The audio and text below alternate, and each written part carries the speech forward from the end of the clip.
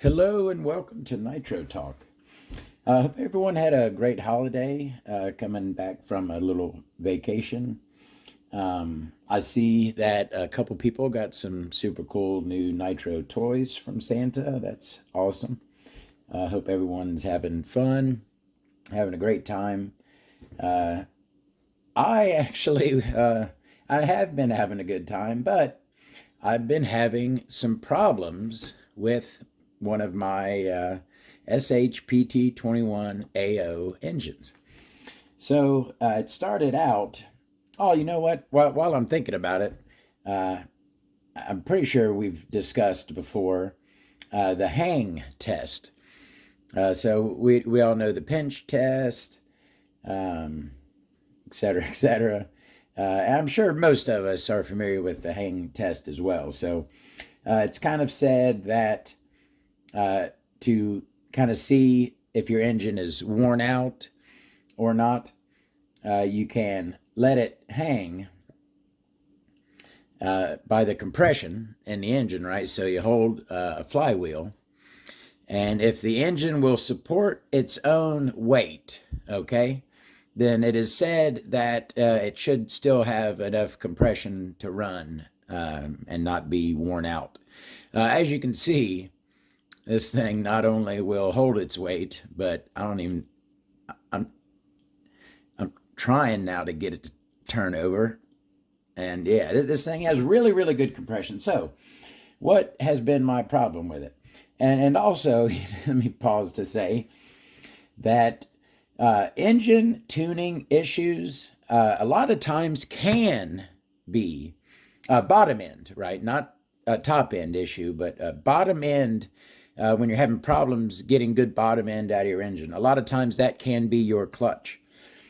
Let me speak on that for a quick second. I've talked a lot about clutches. I believe I've talked about how I like mine a little heavy, but I don't think I've ever discussed. So you don't want the buggy to be moving at all when you're idling. Okay, when you're at a pretty standard idle, right? Not a really high idle, but you got a good idle. Your clutch bell should not be moving, right? Let's say you've got the car up on a starter box. Your wheels are rolling forward, okay, at idle.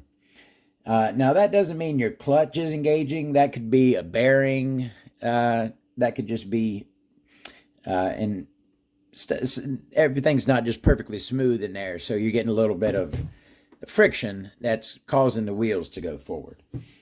But you also could have the clutch actually engaging. So if you're up on a box and your wheels are moving, just kind of touch them with your hands and stop them. If that makes the engine drop, the idle drop in the engine when you stop those wheels, then you have something making a connection through the drive line. You may have a clutch shoe dragging, a bad spring, could have something like that. How I like my clutches to be is certainly nothing happening at idle. And I actually want to get into the throttle. So you can have it set up to where at idle, no movement, but literally as soon as you start to open up the carb, okay, as soon as you start to move the throttle, the clutch will engage and then start to move the vehicle forward. That's a little too light for me. I like to actually get, I don't know how much movement, but I want to hear the engine rise before the clutch starts to engage. I like, I guess you would say, a somewhat high stall on the clutch. All right, so aside from that, the SH here. Now, if you look there, some dirt on that pinch bolt there, that could be an issue. Generally, though, I've seen that a lot on engines that run great. So that doesn't necessarily mean you're going to have a tuning issue. And yes, it's basically been a tuning issue. So I'll tell you how I've taken it out, 2 or 3 weeks in a row. The first week I took it out, good clutch action, right? I got to get into the throttle a little bit before the clutch engages. So it's not a clutch issue. Nice, go around and just flick your springs. You want them to click back. You want a good loud clicking noise when you want them to hit the inside of the clutch. They're free and not binding up, and you got a good spring in there. So clutch is good. This clutch, it's actually pretty recently rebuilt. As you can see, the shoes are, some wear on them, but they're still pretty much full size shoes on there. So no shoe issue. You know what? I don't have my tool bag here, so I'm going to stop this. I'll be right back. All right, should have hopefully everything I need here. Nope, I did not grab a plier. Yeah, no, that don't work. Hold on, I got one right here, an old slip joint. I believe I'll be able to grab it with that. All right, I'm going to remove this clutch.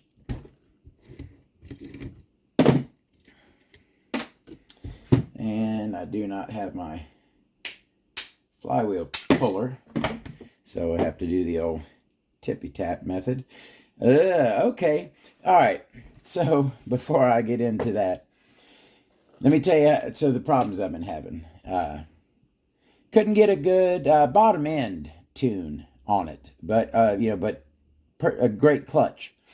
So my first thing to do to try to remedy the situation was put in a new glow plug, which I did not help.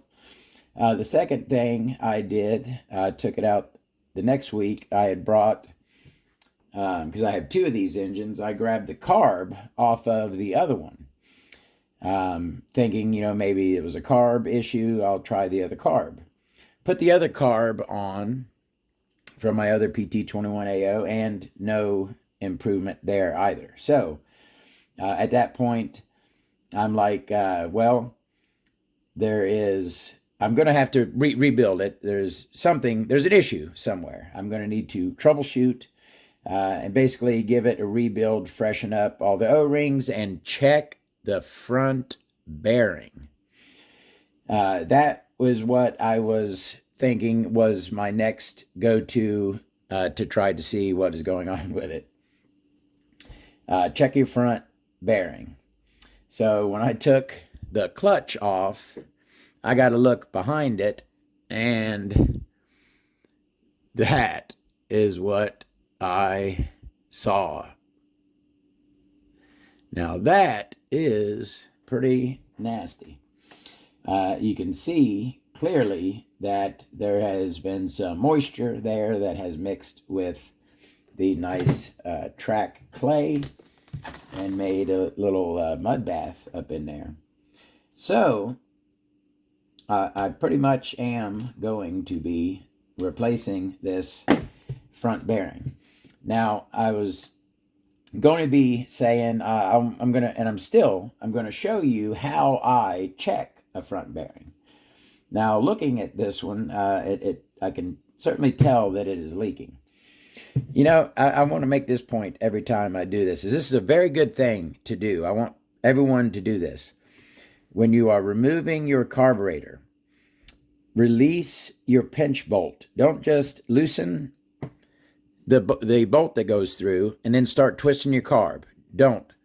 Before you start twisting it, release it by... Now you see how that I unscrewed it and it's sticking up, right? That means the other side is still locked in place and pulling into the carb throat. So you want to release that from the carb throat by just giving it a little tap, pushing that down, pushing that out, and releasing your carburetor. It comes out much easier. You don't put the big gouges in it as much. I mean, if you tighten down too much, you could put a gouge in it. But That's something I started doing a long time ago. I figured out after trying to wrestle some carbs, you know what I mean? I found out that if you release that pinch bolt on that side, because your bolt's over here, it pulls that other one in from the other side, and releasing that helps you not get scratches, certainly on your metal carb throats. It's just a better way to remove the carb, and I want people to do that. That is one where I am recommending people do. All right, got the carb out. I'm going to go ahead and disassemble this, and we are going to take a look, even though it's pretty obvious that that front bearing is leaking. I'm going to show you how I check front bearings, how I like to visually assess their condition. All right. Now, before, I forget this often.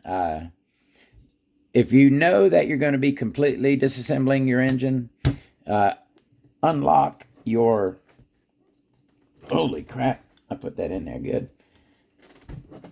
Unlock your glow plug before you remove the cooling button, or else you'll have to be fighting with just the cooling button, and it's a lot more difficult to get the glow plug untightened from just the glow plug, just the cooling button.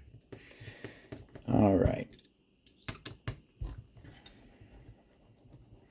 I love these engines. I got both of my PT21A0s have around 3, 4, somewhere in that vicinity. I don't really count. Just kind of go by how long I ran them. And you can see on this one, I'll show you here in a second, it is getting some pretty serious witness marks on the end of the crank there from the bearings. So these certainly are not fresh engines. These engines have a good amount of run on them. All right. My head button stuck around in the cooling head here. I don't have all my tools handy. Get out of there.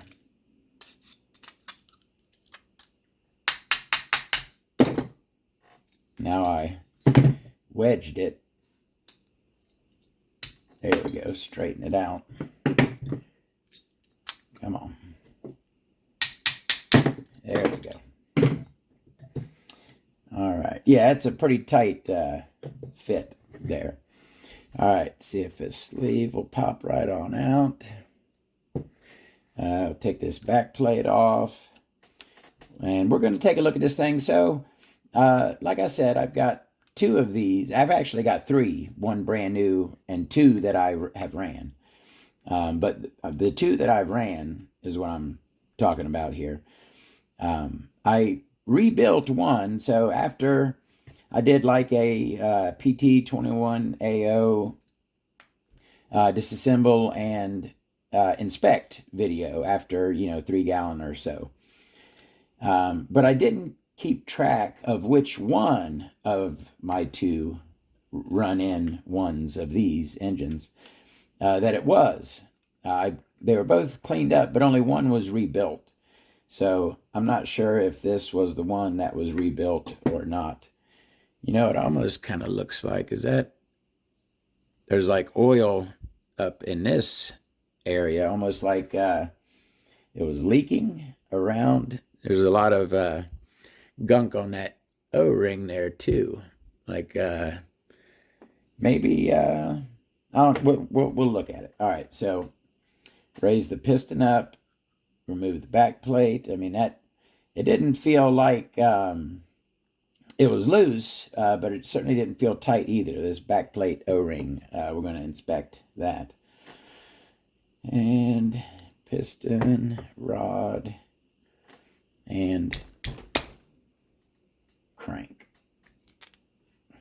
All right. So, and also, okay, yeah, this, so how I like to inspect the front bearing is I like to look through it. And basically what I'm doing is looking around the outside of the inner race to see if I see light. If I see any light passing by the outside of that inner race, I know that the front bearing is worn and needs to be replaced. Now, I'm looking right now, I don't see any light, but this thing is caked up with mud. So I'm going to ultrasonic bathe all of this.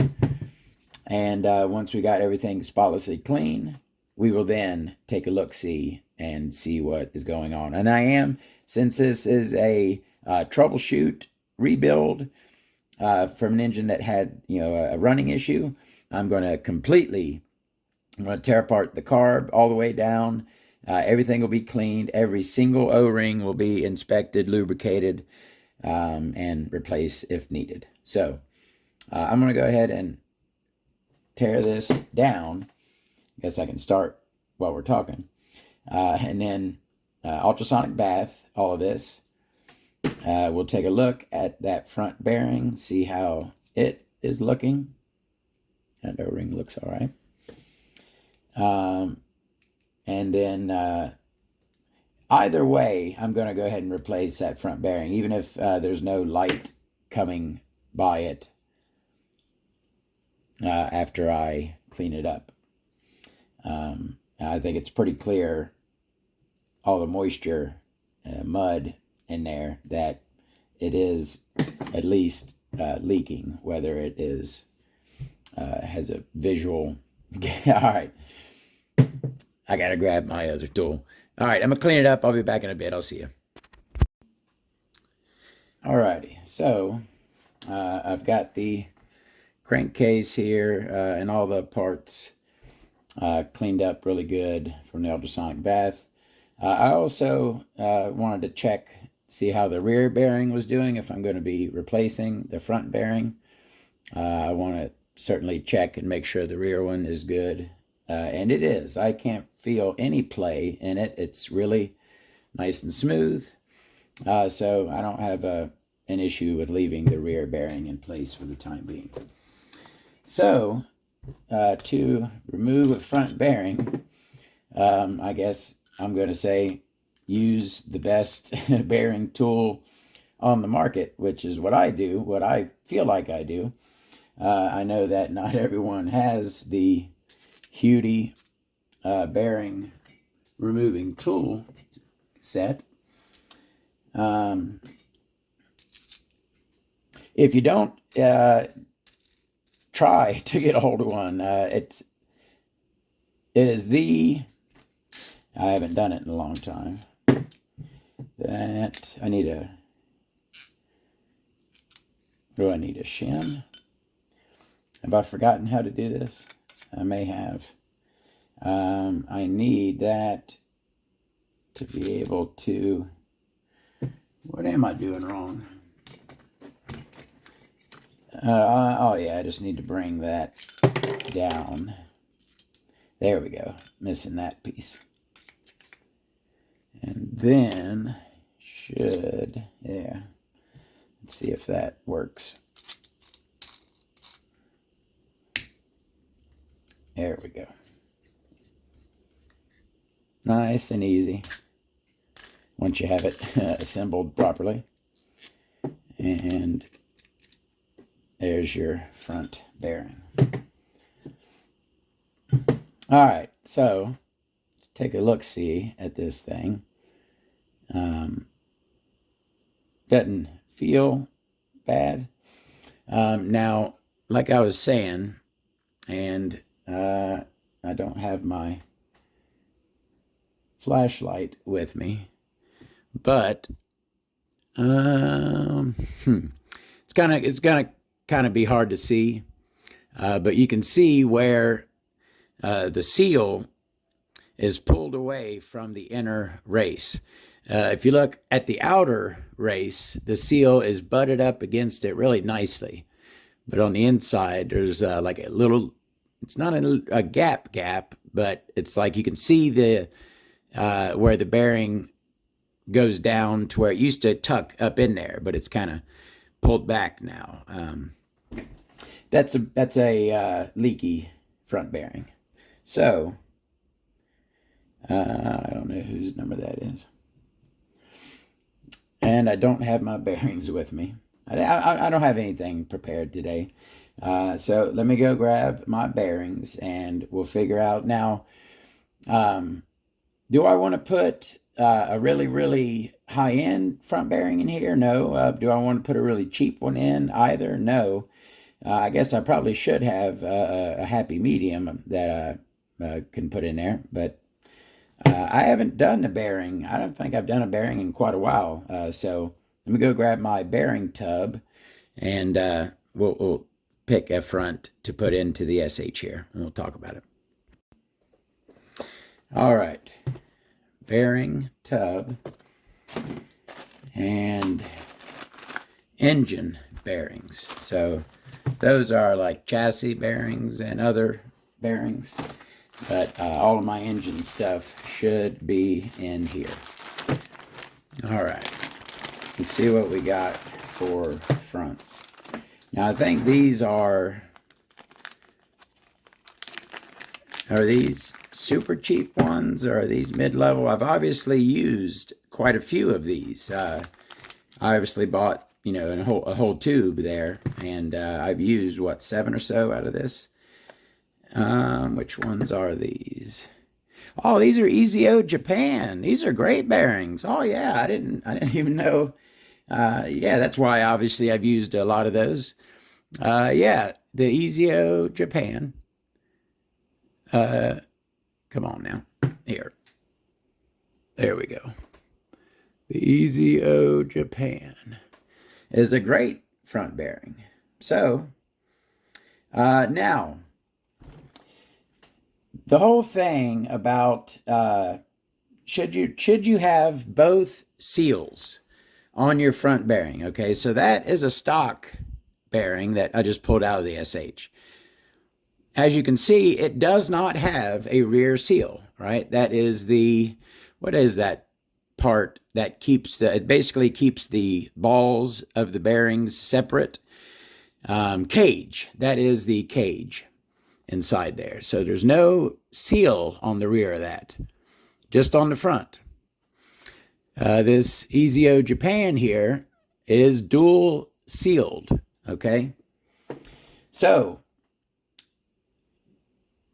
there's a couple, yes, the prevailing knowledge is it should only have one seal on the outside, okay? And so it is said that you want lubrication to be able to get to it. This way it's sealed up. It runs freer with only one seal on it. There's arguments that most of the arguments will lead you to, like I said, I feel that the prevailing knowledge among nitro experts is that front bearings are to be ran with one seal on the outside.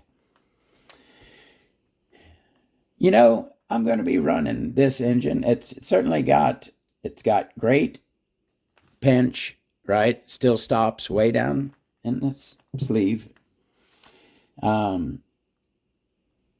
Check to see if we got any conrod slop, not a hair.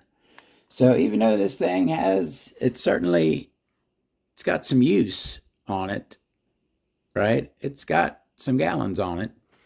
It should still be able to run great for quite some time. I want to run an experiment. This is a good quality front bearing. This bearing should last through, maybe not all. It should get a good 3-4 gallons, 5 gallons out of this bearing, okay? Is it going to reduce the life? Is it going to reduce the performance if I leave the other? The bearing rolls super free, right? The bearing rolls great. I've installed front bearings with both seals left on before, and I don't think it affects it. I think obviously you're going to get a better air seal for easier tuning.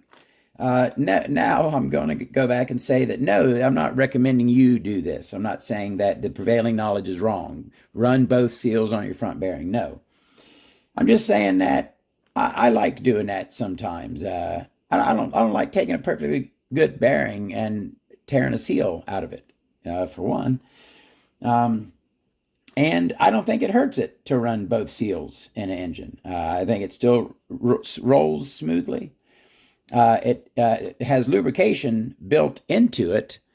At the inside the seal from the factory, it's lubricated.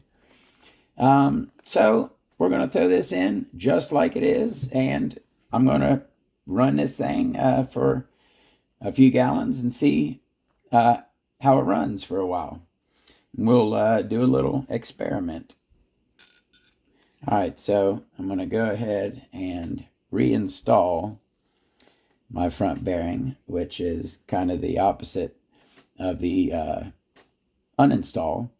So instead of putting this piece with the opening down, I'm going to flip it and have it facing up. We'll need a shim on there. Go ahead and put 2 shims. Won't hurt it. So the way this bearing puller works is it goes through the rear bearing and through right here where the crank, this section of the crank, it's the same size as that. So that locks it straight to where as you tighten it, it's going straight in. You don't have to worry about it not being straight because the tool holds it in a perfectly straight position. Just tighten it, give it a nice snug, nothing crazy, and then just take it apart, take the tool out, and you have a perfectly installed front bearing. And you can verify that by taking your crank. It goes all the way through, nice and easy, and spins lovely like. All right, so, is that thing even, it's free enough that the heavy part is dropping by itself to the bottom. See that? Nice and free bearings in this thing. So, we have a good front bearing on here now. I'm going to completely, I did kind of see something else. If you look at this glow plug that came out of it, okay, let me get you a zoom in there. Look down where it seals against the combustion chamber. There's like some dirt and oil on that flat edge. That flat edge should be sealed into the head button very well. I'm going to go ahead and wipe it off. Now, it should pretty much look like that when it comes out. So, I think this might have been leaking at the glow plug, even with the new glow plug I put in it. Swapping it at, I don't like working on engines at the track. I prefer to keep them sealed up out in that dirty environment. Maybe when I swapped the glow plug, maybe it did have a bad glow plug at first, and when I swapped it, maybe something got in the thread in the section there and didn't let it lock down properly. Maybe it was leaking at the glow plug. I did clean this head button really well. Actually, I did not clean the glow plug itself in the ultrasonic bath, so I'm going to do that or get a new glow plug either way. And we're good and clean in there now, so something that may have gotten in there hopefully is out.